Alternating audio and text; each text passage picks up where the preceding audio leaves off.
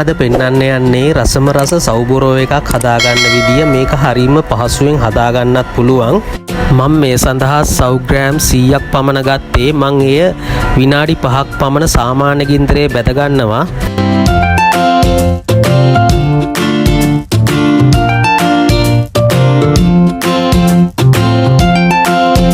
පොල් ටිකත් විනාඩි 2-3ක් බැද ගන්නවා. මම එයටම සූදුරු ටිකත් එකතු කර ගන්නවා.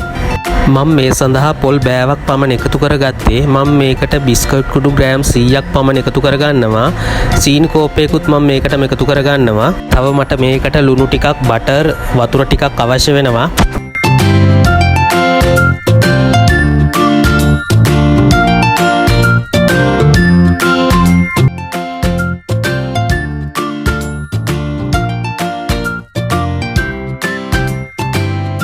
දැන් මම බැදගත් සව් ඇට ටිකට බිස්කට් කුඩු, පොල්, සීනි ටික එකතු කර හොඳින් කවලම් කරගන්නවා.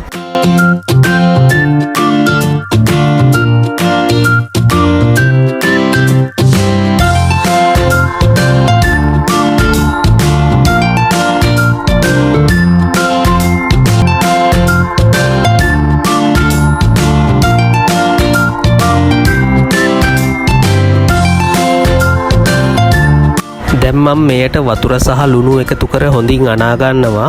වතුර එකතු කරද්දී අපි පරිස්සමට එකතු කර ගන්න ඕන. මොකද වැඩිපුර වතුර එකතු කරගන්නේ නැහැ මම මේකට. වතුර වැඩි වුණොත් අපිට පදම හදා ගන්න බෑ. මේ පදමට අපි වතුර එකතු කර ගන්න ඕන. අපි බිස්කට් එක හදන්න කලින් මේ ආකාරයට ගුලියක් හදලා බලන්න ඕන. මේ පදම තමයි හරි පදම. මේ ආකාරයට ගුලිය කඩද්දී මේ ආකාරයට කැඩී යන්න ඕන.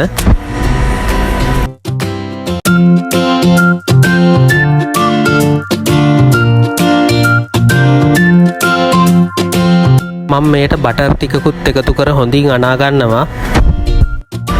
මම මේ ආකාරයට පියනක් පාවිච්චි කරලා තමයි බිස්කට් එක හදාගන්නේ. මම මේ ට්‍රේ එක යටට තෙල් කඩදාසියක් දාලා තියෙන්නේ. දැන් මම oven එක සෙල්සියස් අංශක 150ට විනාඩි 30ක් ප්‍රීහීට් වෙන්න දාලා තියෙන්නේ. දැන් මම මේ oven එකට තමයි විනාඩි 30 දෙපැත්තම බේක් කරගන්නවා.